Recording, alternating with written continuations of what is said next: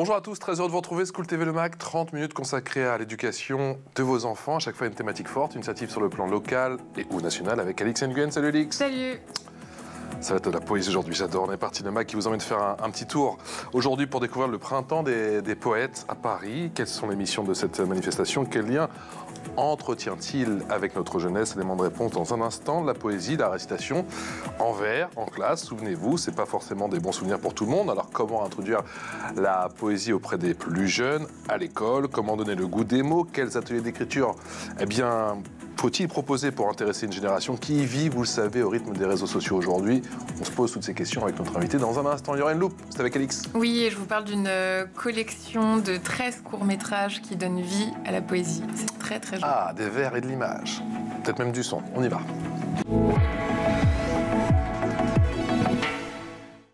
Bonjour Linda Maria Barros, comment allez-vous? Bonjour, très bien, merci d'être avec merci nous, de directrice votre invitation. du Printemps des Poètes. Vous êtes poète, bien sûr, traductrice. Absolument. Roumain, français. J'ai commencé à écrire en roumain il y a bien longtemps. Et un jour, j'ai adopté ma langue de cœur, le français, bien entendu. Et depuis, j'écris uniquement en français. Mais... uniquement en français? Oui, mais, justement, je ne laisse jamais de côté, je dirais, la langue roumaine, parce que j'essaye toujours de proposer aussi une sorte, peut-être pas de traduction, mais d'adaptation, de recréation de ce que je fais en français, que j'essaye d'avoir une version en roumain. Alors c'est ça, je ne voulais pas commencer par là, mais bon, vous avez commencé par y faire allusion. Mais du coup, quand vous écrivez aujourd'hui vos poèmes, vos poésies, vous pensez en français ou vous pensez en roumain? Comment se passe le processus de création? Je dis depuis toujours, pratiquement, qu'on ne n'est pas une langue collée au front. Qu'on a le choix, on a cette liberté extraordinaire dans la création, et je pense dans la vie en général, de faire une option. Et mon option, c'est de toute évidence le français. Pour la richesse de la littérature française et avant toute chose pour la richesse extraordinaire et la plasticité de la langue qui permet, on va dire, la mise en œuvre d'images, de figures absolument extraordinaires, à même de faire passer un message très fort. Vous voyez, de nouer, de dénouer tout le temps les mots pour construire l'imaginaire et le transmettre. Mais ça veut dire c'est pas le même champ des possibles d'une langue à l'autre? Je pense que ce n'est pas le même champ des possibles, oui. En roumain, vous êtes plus limité, par exemple? D'un point de vue historique, tout simplement, la langue roumaine, vous connaissez bien sûr le contexte historique, triste, tragique, je dirais, de ce pays et de nombreux autres pays du bloc de l'Est. La langue est restée figée, comme suspendue, pendant 40 ans, 45, 46, en fonction, bien sûr, des pays. En tout cas, en Roumanie, cela se sent très, très fort. Et il faut du temps, comme on parle de transition au niveau social, au niveau économique. Je pense qu'il y a aussi une transition linguistique. Il faut du temps pour que cette langue, qui est d'ailleurs très belle, très riche, une langue latine, très très proche d'ailleurs du latin dit vulgaire, puisse, se ressaisir, rebondir afin de pouvoir faire face à une réalité historique. Qu'est-ce qui vous a donné, vous, le goût des mots, toute jeune? Toute jeune, le goût des mots. Oh, je viens d'un monde, on va dire, littéraire. Je suis née dans une famille absolument littéraire. Mon père est romancier. Et ça aide, forcément. Ça aide énormément, n'est-ce pas? J'ai grandi entourée de livres. Pas seulement de poésie, d'ailleurs de prose aussi, beaucoup de romans. Et un jour... il faut dire que je détestais la maternelle. Vous voyez, la maternelle sous le régime totalitaire, avec des poèmes glucidiques à apprendre par cœur sur le père de la patrie, la mère de la patrie. Ce n'était pas extraordinaire comme atmosphère. Et je n'aimais pas du tout allé à la maternelle. Or, un jour, j'avais 6 ans à l'époque, un jour, mon père m'a réveillée, il était très tard, et il m'a dit, Linda, il faut que tu y ailles. Là, il est 10 heures. Hein. Là, Ça fait un moment oui, grisant, là, on est vraiment en retard. Hein. Il faut faire quelque chose. Ouais. Et moi, j'ai dit, en soupirant comme ça, j'ai dit, mais je préférerais m'habiller avec la lettre A au lieu d'aller à la maternelle aujourd'hui. C'est-à-dire? Et mon père m'a regardé, il m'a dit, très bien, si tu développes cette idée, si tu écris un poème en partant de ce vers, ça c'est un vers, Linda, tu écris un poème, tu peux ne pas aller aujourd'hui à la maternelle. Quelque chose me dit que vous avez écrit tous les jours. Non, peut-être pas, malheureusement d'ailleurs. Je n'ai pas vu les choses comme ça, malheureusement non. Mais c'est comme ça que j'ai commencé à écrire. C'est comme ça que j'ai publié mon premier poème aussi, à l'âge de 6 ans. C'était interdit d'ailleurs, parce qu'on n'avait pas le droit de savoir lire, de savoir écrire avant d'aller à l'école. Et moi, selon l'ancien système, donc j'étais... Non, on n'avait pas le droit. Donc, j'ai déclaré partout que j'avais 7 ans, ce qui est très étrange quand on regarde les chronologies aujourd'hui. mais bon, voilà. Pour l'anecdote. Ouais. Et c'est comme ça que j'ai commencé à écrire. Petit à petit, n'imaginez rien. Voilà, un poème par-ci, un poème par-là. Mais ça s'est construit. Et je pense que ces choses, d'ailleurs, se construisent. Et c'est ce que se propose aussi le Printemps des poètes, de construire l'imaginaire poétique et la relation avec la poésie. Et ça prend des années. Quelle est la philosophie, justement, autour du Printemps des poètes? Qu'est-ce que le Printemps des poètes? Qu'est-ce que le Printemps des poètes? Le Printemps des poètes est une manifestation poétique, bien entendu, multiforme. Il s'agit à la fois d'une édition annuelle, participative, qui encourage tout le monde à organiser des événements sur tous les territoires de France, mais aussi à l'étranger, et qui encourage bien sûr le public à participer, à s'investir. En langue française? Pardon? En langue française, en français sur le territoire de France, mais pas seulement. Il peut y avoir de l'occitan, par exemple, aussi, ou du créole. Et ensuite, à l'étranger, aussi bien en français que dans les langues de tous les pays. Ça dépend des années. On va jusqu'à 50, 60 pays en fonction des éditions. Et l'idée, c'est bien entendu d'aller peut-être au-delà des barrières linguistiques, surtout quand il s'agit d'investir des pays qui ne sont pas nécessairement francophones, bien entendu. Ça, c'est le premier volet et le plus important. C'est, on va dire, la clé de voûte du Printemps des poètes. Mais il y a aussi, et il s'agit, je pense, d'un autre noyau dur du Printemps des poètes. Il y a un vaste programme d'éducation artistique et culturelle. Et enfin, il y a une saison continue. Autrement dit, le Printemps des poètes se propose désormais, donc à partir de cette année même, d'organiser tous les mois un événement ou des événements d'envergure afin de pouvoir porter la poésie. Tous les mois de l'année? Oui, tous les mois de l'année, oui. En février et en mars, on se concentre, n'est-ce pas, sur l'édition annuelle, mais autrement, tous les mois, on essaye, par exemple, d'organiser un marathon poétique. C'est ce qu'on a fait en janvier. En janvier, nous avons invité 17 poètes de toutes les générations, mais notamment jeunes, je dirais, pour lire leurs poèmes, bien entendu, mais aussi pour donner à entendre des poèmes écrits par d'autres poètes de toutes les générations pour célébrer, et voilà, on revient au début de ces échanges, pour célébrer 35 ans depuis la chute des régimes totalitaires en Europe centrale et de l'Est. C'est un peu le printemps tous les jours chez vous?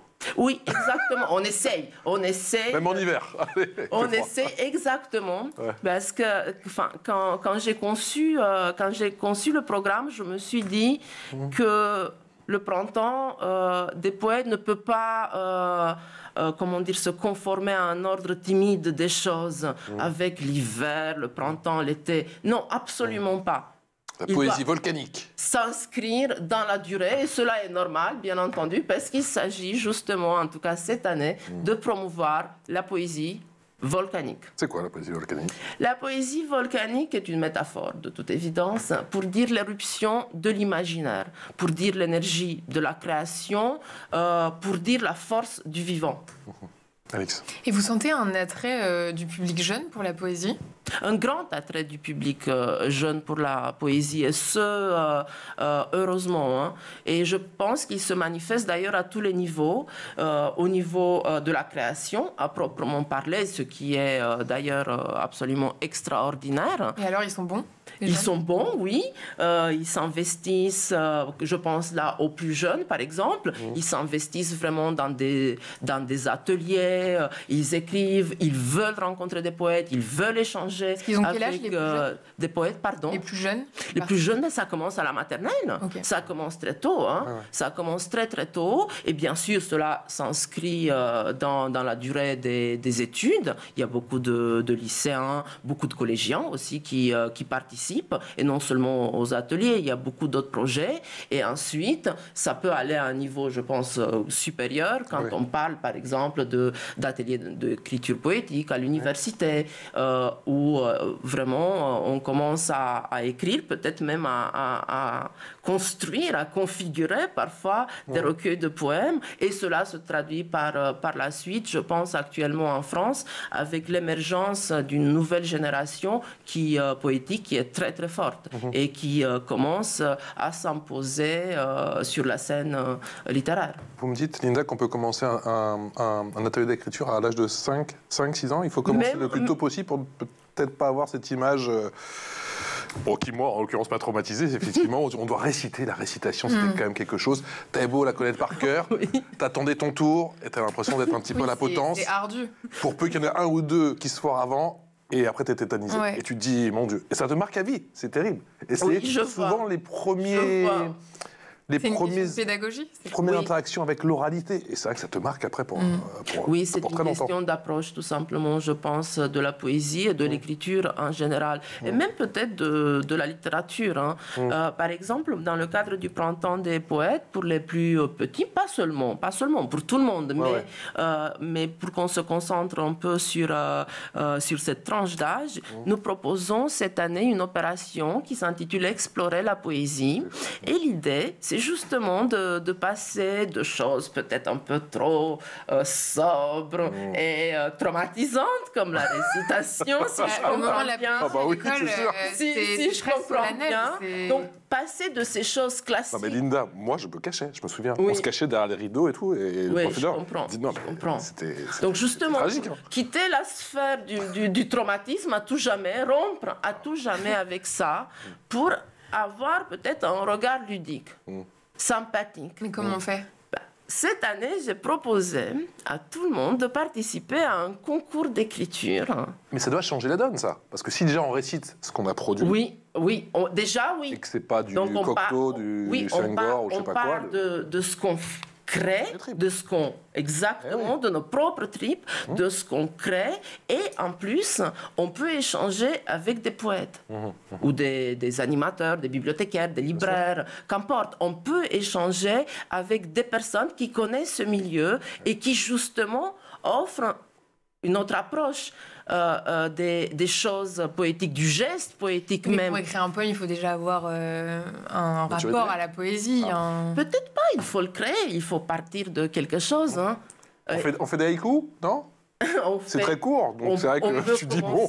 On peut commencer avec ça. Je pense que, de toutes les manières, les choses ne peuvent pas se créer sans initiation. Or, à cet âge-là, il s'agit d'initier à partir de sujets sympathiques. Et cette année, comme je le disais, nous avons proposé un concours d'écriture avec des textes de lecture, justement. Les poètes qui interviennent en classe peuvent lire, mais aussi les enseignants, bien évidemment, ou d'autres types d'intervenants quand il s'agit du temps périscolaire. Et l'idée, c'est de lire des textes et d'écrire des textes à partir du monde animal, mais pas n'importe quel monde animal.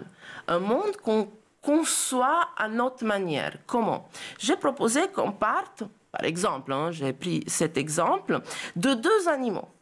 Un kangourou, très sympathique, que tout le monde aime, et, ou pas, je perçois une certaine réticence par rapport au kangourou. Non, mais je sais qu'ils peuvent des fois être un peu violents, donc...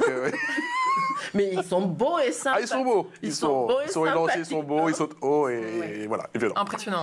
En plus, ils sont impressionnants. Donc, d'un côté, les kangourous, des kangourous sympathiques. Je tiens à mentionner. Sympathique. Je souligne. Ça m'inspire plus déjà. Des kangourous bienveillants. Et exactement. Et des orang-outans. Très bienveillants. Bienveillants aussi. Oui, bien sûr. On s'inscrit. Voilà le résultat. Magnifique. Et c'est ça le résultat. Quand ces deux espèces. Mais ça, c'est une terreur nocturne en fait. Non, pas du tout. Non, mais pourquoi? En plus, il est tellement Moi, personnellement, souriant. ça y ressemble. Il est tellement Il était souriant. mignon. Il est mignon comme tout. Je l'ai décliné de nombreuses manières.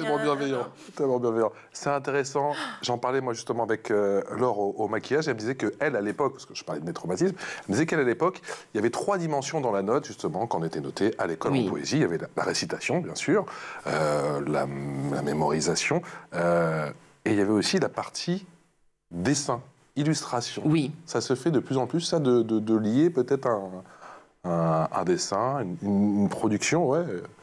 Oui. Il y a, je pense, une inscription très forte aujourd'hui dans ce qu'on peut appeler le champ de la transdisciplinarité. Dans le cadre de cette opération Explorer la poésie, nous avons proposé aux enfants de travailler, mais encore une fois, à tout le monde, pas seulement aux enfants, de travailler sur les animaux hybrides, ou en tout cas sur des croisements. On peut aussi convoquer le règne minéral, ou enfin, qu'importe, végétal aussi. En proposant aussi, pourquoi pas, des dessins ou des collages, des photos.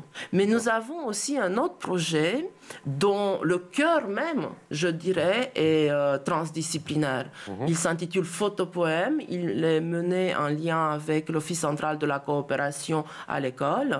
Et dans toutes les écoles, justement, qui font partie de cette fédération, on va dire, on invite les collégiens, les lycéens à créer des œuvres à partir justement de plusieurs arts à la fois. On part de textes d'un poète jeune, d'habitude cette année c'est Dorothée Volute, et à partir de ces textes, on essaye, si vous voulez, de créer un monde autre, de transfigurer d'une certaine manière les mots pour leur donner une apparence autre, justement en faisant intervenir d'autres arts. Et ce projet fonctionne merveilleusement bien parce qu'il convoque, en effet, je pense, beaucoup de facultés créatrices et tout le monde souhaite participer. Et dans la bonne humeur, voilà, pas la bienveillance. La bienveillance aussi, voilà. La bienveillance également, à l'occasion de la loupe. La loupe, c'était avec Alix. On y va. Et tu nous parles d'une initiative bienveillante qui donne vie à la poésie. Oui, la collection En sortant de l'école, portée par les films du WIPET et Tant mieux Productions, revient cette année avec un recueil inédit, 13 courts-métrages pour explorer le monde en vers et en images dès l'âge de 5 ans. Depuis 10 ans, cette collection transforme la poésie en une véritable expérience cinématographique. Elle offre un voyage à la fois visuel et poétique. Cette année, En sortant de l'école, À nous le monde donne vie aux mots, en adaptant des poèmes de figures comme Paul Verlaine, André Chédid, René Vivien ou encore Esther Granek. Cette série de films explore des thèmes universels, l'émerveillement, la nature, la découverte et la contemplation. Chaque film déploie son propre langage graphique, du papier découpé à l'animation 2D, en passant par des marionnettes ou des ombres chinoises. On regarde la bande-annonce.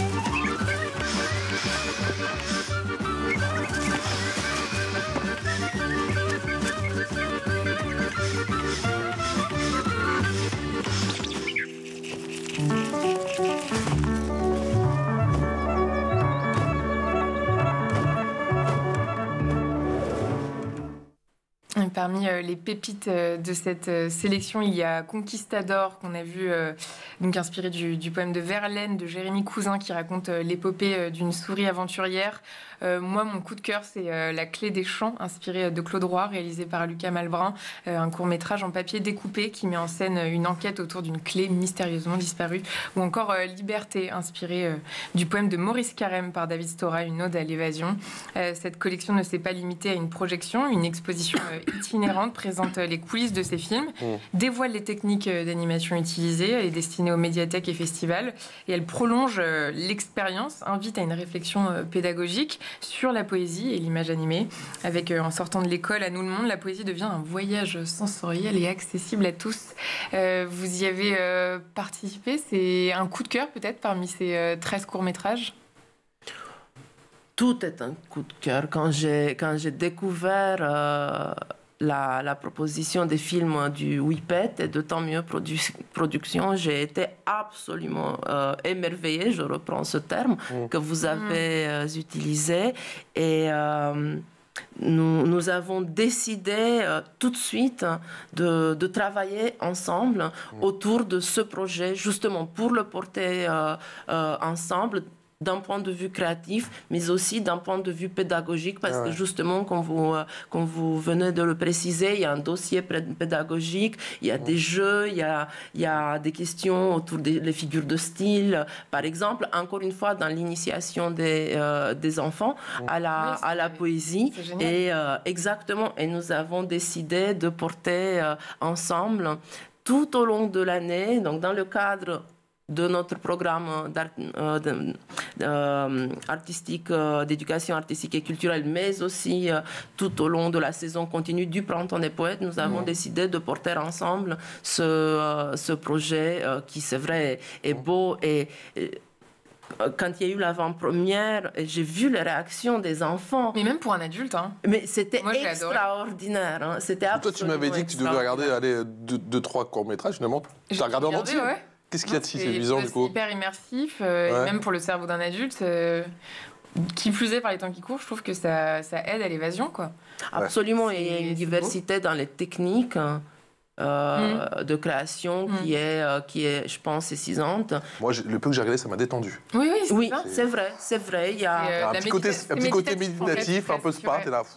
Oui, c'est vrai, c'est une véritable invitation à la réflexion, au calme, et c'est aussi l'une des vertus nécessaires de la poésie. Qui nous regarde là peut vous solliciter pour... Parce que l'exposition, elle est itinérante, elle peut se déplacer dans les écoles? Oui, l'exposition est itinérante. Sur le site des films du WIPET, il y a également tout un dossier pédagogique que tout le monde peut retrouver aussi sur le site du Printemps des Poètes, parce que le Printemps des Poètes est aussi un centre pour la poésie qui regroupe des ressources poétiques, qui les crée aussi, parfois, bien entendu, mais l'idée, c'est aussi de pouvoir, n'est-ce pas, bien entendu, porter tous les projets qui se font autant que possible. Et donc, toutes ces choses sont aussi téléchargeables gratuitement, cela s'entend, aussi sur le site du Printemps des Poètes. Tiens, j'ai retrouvé quelques images de remise de prix. Remise de prix du prix poésie des lecteurs. Voilà ce que ça donne. Cette année, c'est Mathias Fliman qui est lauréat pour son ouvrage D'un petit oiseau gris-souris, aux éditions Les Fourmis Rouges. L'occasion d'une rencontre au jardin d'acclimatation avec une classe d'enfants et quelques bénévoles. Le prix Poésie est co-organisé depuis 2013 par Lire et Faire Lire et le Printemps des Poètes. Des bénévoles de l'association lisent les 4 recueils sélectionnés par le prix au cours de leur séance de lecture, dans l'objectif de sélectionner avec les enfants un titre lauréat, celui qui aura le plus suscité de réactions lors des lectures et que les bénévoles ont particulièrement envie de partager avec les enfants. En 2024, la 22e édition du prix Poésie réunit 757 bénévoles dans 61 départements.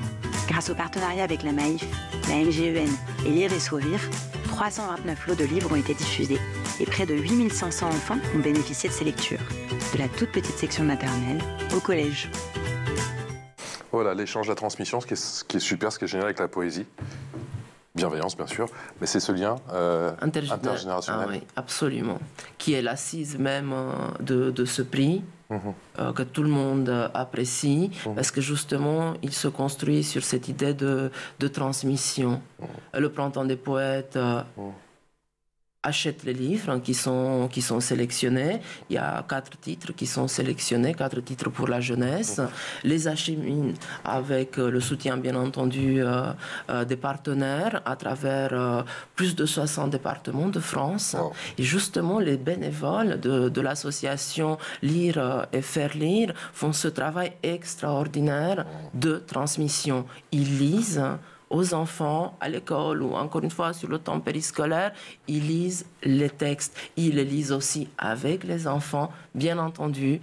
Et c'est vrai qu'il y a, vous le voyez là, tout un monde qui se construit autour de la poésie, qui change encore une fois, je pense, la perspective des choses qui l'ouvrent. Et voilà, on n'est plus du tout, vous voyez, dans la récitation, dans ce qui est le côté mémorisation, quoi.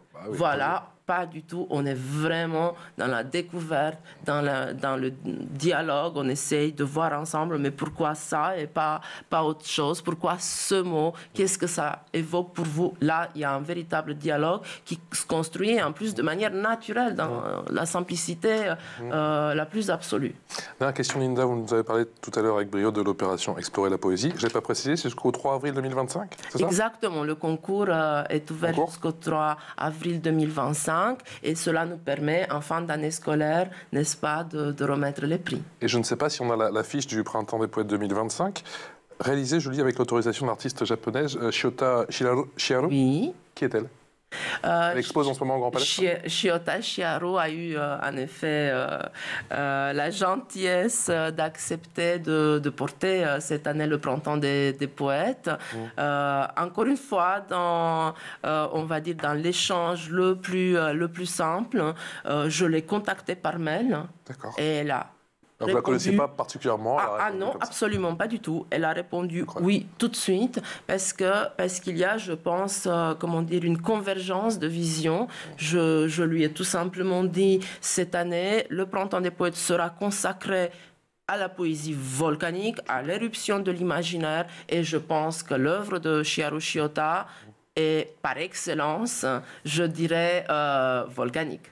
Merci d'avoir été avec nous aujourd'hui. Merci de nous avoir parlé pendant une demi-heure de votre passion de la poésie, de m'avoir un petit peu rassuré de ces liens. Parce que c'est vrai qu'on se dit encore, est-ce que les jeunes, est-ce que les enfants aiment encore la poésie? Assurément, la réponse est... Ils aiment la poésie. Ils aiment encore la poésie. Linda Maria Barros, directrice du Printemps des poètes, poète et traductrice, on l'aura compris. Ma chère Alice, on se retrouve demain? À demain. Pour d'autres... on va essayer de faire une émission d'Alexandra. On est fous. Ciao.